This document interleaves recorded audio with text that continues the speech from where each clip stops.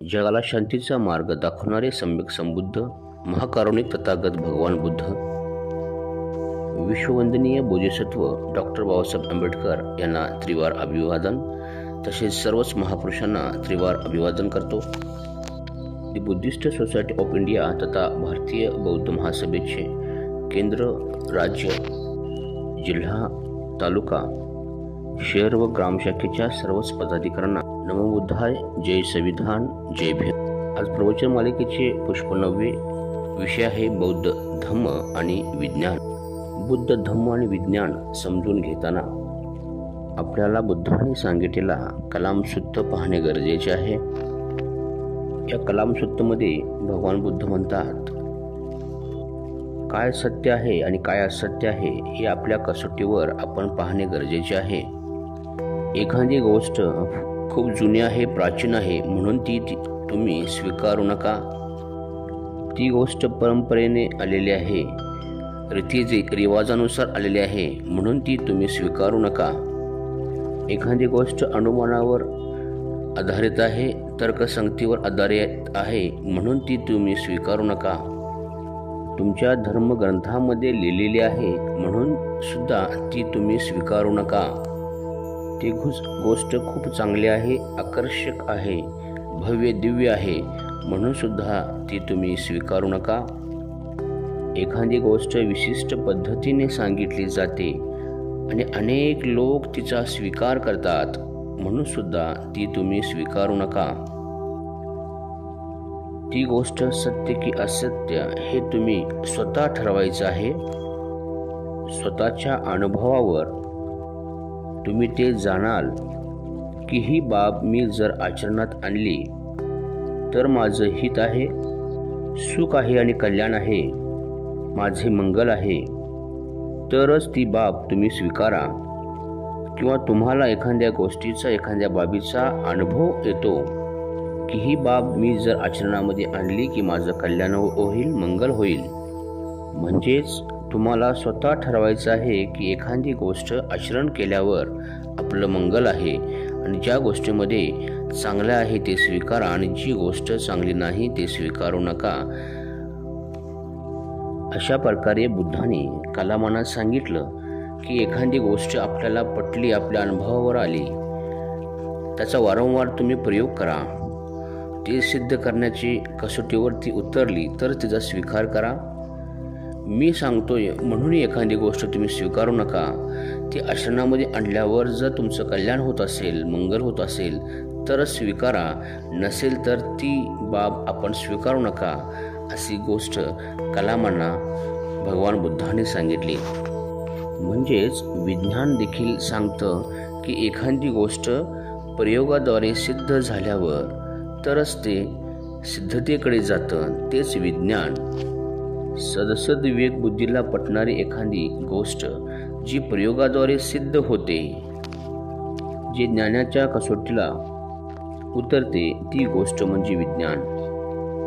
भगवान बुद्धांचे चरित्र आपण जरी पाहिले तर भगवान बुद्धांनी कोणतीही गोष्ट हे कोणी सांगितले म्हणून कधी स्वीकारली नाही, तर त्याचा अनुभव त्यांनी स्वतः घेतला, स्वतः त्यावर प्रयोग केला आणि मगच ते कसोटीवर उतरल्यानंतरच ते त्यांनी स्वीकारलं।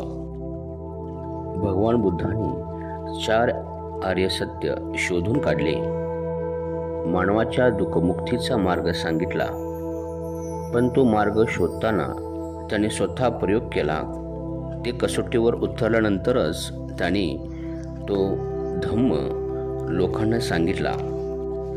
भगवान बुद्धांनी आर्य सत्याचा शोध घेण्यापूर्वी ज्याने जे सांगितलं ते बुद्धांनी, उदकराम पुत्त यांनी जे सांगितलं त्यावर बुद्धांनी काम केलं। आधार कलाम यांनी जे सांगितलं तेही बुद्धांनी त्याचाही प्रयोग केला।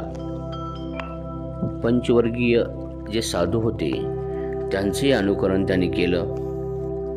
प्रत्येक सिद्धांतावर त्याने स्वतः काम केलं आणि त्यातून काय साध्य नाही झालं तर त्याचा त्याने स्वीकार केला नाही। त्याने त्यांना सांगितलं की तुम्ही जेवढं काही सांगितलेलं आहात त्यातून मला काही सिद्ध झालेलं नाही आणि हा दुःख मुक्तीचा मार्ग नाही। आणि मी जोपर्यंत दुःखमुक्तीचा मार्ग मिळत नाही तोपर्यंत मी थांबणार नाही आणि या सत्याच्या शोधासाठी मी पुढे जाईन. याचा अर्थ बुद्धाने एक प्रयोग केला होता. ज्या प्रकारे विज्ञान आणि बुद्धांच्या प्रयत्नाला आपण तुलना करू तर विज्ञान सांगतं की एखादी गोष्ट साध्य नाही झाली की पुन्हा त्या गोष्टीसाठी प्रयोग करावा.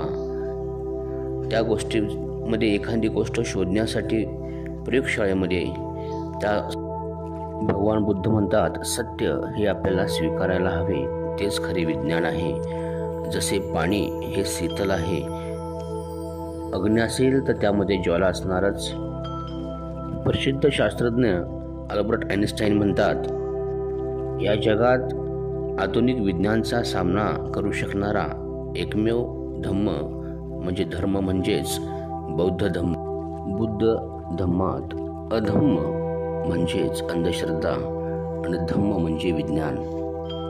जेव्हा जेव्हा एखादी घटना घडते तेव्हा ती कशी घडली, त्याचे कारण काय आहे हे जाणण्याची मनुष्यमात्राला आवश्यकता आहे. दैवी चमत्कृतीवादाचे खंडन करण्यात भगवान बुद्धांचे 3 हेतू होते. त्यांचा पहिला हेतू होता माणसाला बुद्धिवादी बनवणे. त्यांचा दुसरा हेतू होता माणसाला स्वतंत्रतापूर्वक सत्याचा शोध लावण्यासाठी सिद्ध करणे. आणि त्यांचा तिसरा हेतू ज्या भ्रामक समजुती माणसाची शोध करण्याची प्रवृत्ती मारतात त्यांची उगमस्थानच नष्ट करणे. यालाच बुद्ध धम्माचा कम्म सिद्धांत अथवा हेतुवाद म्हणतात. हा हेतुवाद बुद्ध धम्माचा मुख्य सिद्धांत आहे. तो बुद्धिवाद शिकवतो आणि बुद्ध धम्म बुद्धिवादापेक्षा वेगळा नाही. याच कारणामुळे चमत्काराला या धम्मामध्ये स्थान नाही. जेथे विज्ञान असते तेथे विचार असतो. एखादी गोष्ट का घडली यासाठी ज्यावेळी माणूस प्रयोग करतो त्यावेळी विज्ञान अस्तित्वात येते. परंतु एखादी गोष्ट ही देवामुळे घडली, अमुक एका चमत्कारामुळे घडली असे ज्यावेळी माणूस विचार करतो त्यावेळी त्याची वैज्ञानिक दृष्टिकोन नष्ट होऊन तो माणूस विचार करण्याची क्षमता गमावून बसतो. चार्ल्स डार्विन यांचा सिद्धांत सांगतो, जे जीव जगतात ते पुनरुत्पादन करू शकतात. ते आपल्या नवीन वैशिष्ट्यासकट नवीन प्रजाती तयार करतात. एखादा सजीव त्याला फायदेशीर ठरणारे एखादे वैशिष्ट्य घेऊन जन्माला आला व टिकू शकला तर त्याची पुढची पिढी त्याच्यासारखीच बनते. यालाच डार्विनचा दुसरा नैसर्गिक निवडीचा सिद्धांत असे म्हणतात. आपण जरी वैज्ञानिक आणि त्यांचा शोध जरी पाहिला तर वाफेचा शोध लावणारे जेम्स वॅट, गुरुत्वाकर्षणाचा शोध लावणारे न्यूटन, विजेचा दिवाचा शोध लावणारे थॉमस एडिसन, रेडियमचा शोध लावणारे मेरी क्युरी आणि पेरी क्युरी, टेलिफोनचा शोध लावणारे ग्रॅहम बेल, हेलिकॉप्टरचा शोध लावणारे सिसोस्की. या शास्त्रज्ञांनी जर त्यावेळी असं म्हटलं असतं की या पृथ्वीवर घडणारी प्रत्येक गोष्ट ही देवामुळे घडते तर त्यांनी शोध लावलाच नसता. भगवान बुद्धांच्या मतानुसार प्राणी हा एक काही भौतिक तत्वे आणि काही मानसिक तत्वे यांच्या संमिश्रणाचा परिणाम आहे. या भौतिक आणि मानसिक तत्वांना स्कंद म्हणतात. रूपस्कंद हे प्राधान्याने पृथ्वी, जल, अग्नी आणि वायू या 4 तत्वांचा परिणाम आहे. हे स्कंदरूप अथवा शरीराचे घटक आहेत. रूपस्कंधाशिवाय मानस्कंद ही एक गोष्ट आहे. तेही प्राण्यांच्या रचनेचे घटक आहेत. या नामस्कंदाला विज्ञान, चेतना असे म्हणतात. या नामस्कंदात 3 मानसिक घटक तत्वे आहेत. वेदना, 6 इंद्रियांचा त्यांच्या विषयाशी संपर्क झाल्यामुळे होणारी अनुभूती, संज्ञा, संस्कार, विज्ञान या 3 नामस्कंदात समाविष्ट केले जाते. आधुनिक मानसशास्त्रज्ञ कदाचित असे म्हणतील की विज्ञान हाच इतर मानसिक क्रियांचा मूळ स्रोत आहे. विज्ञान कोणत्याही प्राण्याचा केंद्रबिंदू आहे. भगवान बुद्ध म्हणतात, 4 भौतिक तत्वांच्या सद्यस्थितीमुळे किंवा त्यांच्या संमिश्रणाने विज्ञानाची उत्पत्ती होते. शरीर अथवा रूपकाया आहे तेथे त्याच्यासह नाम काया हे म्हणजे विज्ञान राहत असते. बुद्ध म्हणतात, आत्मा हा अस्तित्वात नसतो. जे काही आत्म्याने करावयाची कार्य आपल्याला सांगितले गेले आहेत ते सर्व आत्म्याची जी कार्य आहे ती सर्व विज्ञानाद्वारेच होत असतात आणि धम्मात आत्म्याचे अस्तित्व हे असू शकत नाही. बुद्धांनी यज्ञयाग हा नाकारलेला आहे. यज्ञ केल्याने मानवी कल्याण होत नाही असे बुद्ध म्हणतात. ते म्हणतात की यज्ञ म्हणजे श्रद्धाशील अंतकरणाने हिंसा, स्तोम, कामपूर्तीसाठी मिथ्याचार, असत्य भाषण, बेसावधपणाचे मूळ म्हणजे जे उत्तेजक मद्याचे पान यापासून परावृत्त होण्याची प्रतिज्ञा करणे हा तो यज्ञ आहे. उदारदान, निरंतरदान, ग्रहदान आणि उपदेश ग्रहण या सर्वांहूनही तो श्रेष्ठ प्रकारचा यज्ञ आहे. बुद्ध धम्म हा काल्पनिक अनुमानावर आधारलेल्या विचाराला विरोध करतो. जगाची निर्मिती ही उत्क्रांतीने झालेली आहे असे बुद्धांनी आज अनेक बंधुबाबा उदयास आलेले आहेत. लोकांच्या अडचणी, लोकांच्याकडे पैशाची कमतरता असणे, दुःख असणे यासाठी अनेक अंधश्रद्धाळू लोक या बाबांच्याकडे जातात. परंतु भगवान बुद्ध सांगतात की पराभव सुद्धा यामध्ये माणसाच्या अधोगतीची कारणे सांगून आपल्या प्रगतीचा मार्गही त्याने विज्ञानाद्वारे सांगितलेला आहे.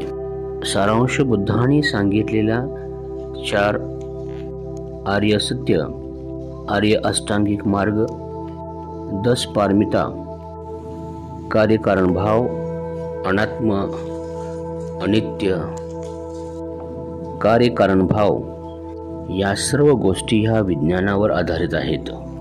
म्हणून जगातील पहिले वैज्ञानिक, पहिले शास्त्रज्ञ हे भगवान बुद्ध आहेत व त्यांचा धम्म आहे. हे